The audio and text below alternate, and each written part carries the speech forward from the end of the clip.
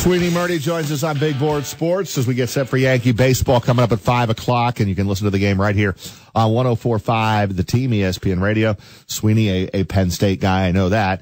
So following the Nittany Lions, and the beat reporter, of course, does a phenomenal job covering the Yankees for WFAN and joins us here on Big Board Sports. Good morning, Sweeny. How are you? I'm wonderful. How you doing? I did get that right? You're a Penn State guy? I am. That's big game on Saturday. Boy. Yeah. Roger's trying to figure out the schedule so he can see some of that game. Yeah. Well, the only way I can see that game is if, I don't know how I can see that game because if the Yankees are playing through to this, they're going to have to play at least 6 games. I believe it's Game 7, actually. I think Saturday night would be Game 7. So I would need the Yankees to finish this in 6 so I could watch without a Game 7. Well, I could watch both if I can rearrange my schedule a little bit and watch Game 7 and the beloved Nittany Lions take on Michigan at Beaver Stadium. It would be all good. Sweeny, is this a must-win again tonight for the Yankees? That was a must-win last night. I think tonight falls into that same category with Sonny Gray, because if you win, you get to 2-2, and then you put some doubt in Houston. You lose the 5 o'clock game today, and now you're down 3-1 with Keuchel and Verlander right around the corner. Yeah, it obviously puts you behind the 8 ball. So you want to put it in the must-win category? Yeah, I think last night did a lot for the Yankees. They didn't get a hit after the 4th inning, which that's a little disheartening when you think about the offensive effort they had in those first 4 innings. But listen, they got it done. They got it done in a weird way. They had a few well-placed hits and then a couple of big home runs. If you guys listen to the post games, I like to say 3-run homers win ball games. And everyone wants to talk about bunting and doing little things and this and that. You hit a 3-run homer, it fixes a lot of things, and that's what happened last night. Yeah, no, there's no doubt. I did hear you say that on the post-game last night on my way home from WNYT. What do you expect tonight out of Sonny Gray? I don't know, and that's the problem. The guy pitched in Game 1 of the division series and then hasn't pitched since. That's his only appearance in the last, how many days now? 20 days, I think. So it's hard to know what you're going to get out of him. I think the interesting thing is going to be how he works with Sanchez. Sonny Gray talks about having pitched well against the Astros. He faced them a lot when he was in the AL West with Oakland. Lost to them earlier this year. Gave up home runs to Springer and Beltran in a game that they lost 8-4 in Oakland. But overall, he's pitched pretty well against his lineup, has good numbers against Carlos Correa, which hopefully is a good sign for him. But I think 2 of his last 3 outings were not good, and you had the one game against Tampa Bay where he kept bouncing all those curveballs. He walked 5 guys, and he was giving Gary Sanchez a whole lot of trouble with those curveballs in the dirt. So that's why I think with the Astros team that if they get on base is going to be aggressive, perhaps, I think that's something that you got to be careful of. Sweeny, Chris Honorado here with Roger as well. Baseball always surprises. I mean, no matter what, nobody saw this series going the way it has in terms of runs scored. The Yankees able to limit this Astros offense to just 5 runs in 3 games. Outside of Altuve and Correa, the Stros are 6 for 66. Are you taken a little aback that we're not seeing 7-5, 8-4 games, and yet every game for the most part outside of last night has been a little bit of a duel?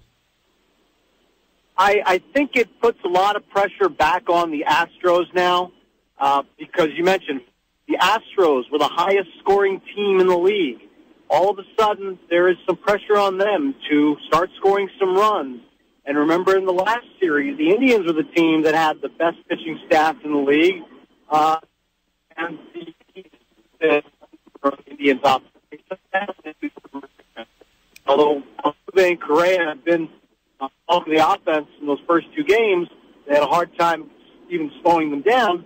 Last night they were combined 1 for 8. Correa pops up with the bases loaded in a big spot.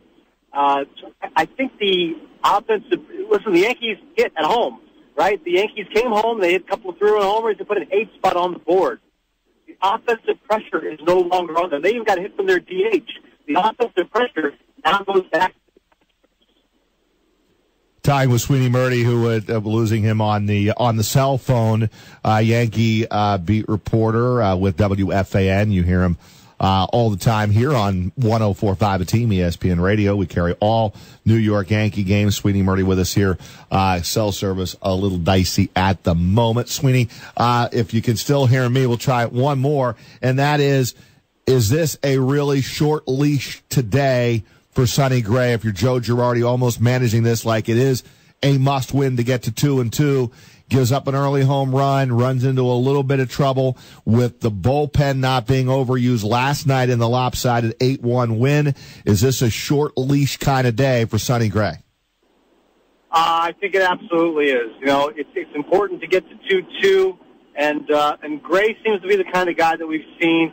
If he's having trouble, walking guys, or it's hard to get it back.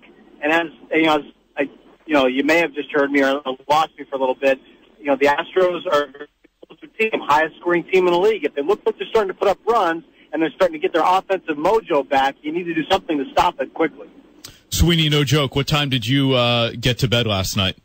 And of course, I'm sorry, I missed that. What was that? What time did you actually get to bed last night? I saw you tweeting late night, and then this morning I was looking at your Twitter handle as well, wondering if we could connect today. That's got to be like a 3-4 a.m. finally when the head hits the pillow, and I know you're on your way probably to the stadium now. Yeah, it was probably about 3 a.m. I am on my way to the park. I live a good hour drive from the ballpark, so by the time we get finished up there, I mean, it's a good head clearing drive. It's also a good, ready for the eyelids to fall as soon as you hit the driveway type of drive. Are you expecting a sold out Yankee Stadium today with that, even though it's a 5:00 start? Yeah, I would think so. I mean, when was the last time the Yankees were in the ALCS? You waited a long time for this. I would expect a big crowd no matter when it is. There are probably a few people disappointed. They couldn't go to work here, this or that. But, yeah, this place will be, Yankee players have talked about how exciting this place is. Remember, it's been a while since the Yankees have been this far, and they talk about the excitement of the stadium. In the first couple of years of the new stadium, all we heard was, well, it's not like the old place. And Yankees were in the playoffs every year, and it was easily comparable. Now that feeling hasn't been there for a while, so I think they're just saying, wow, this place is loud. Well, yeah, because it's louder than it is in May, in June. And I think everyone's kind of enjoying this ride. Hey, one more for me, Sweeny, and that is, it is absolutely fun to watch Frazier do his thing.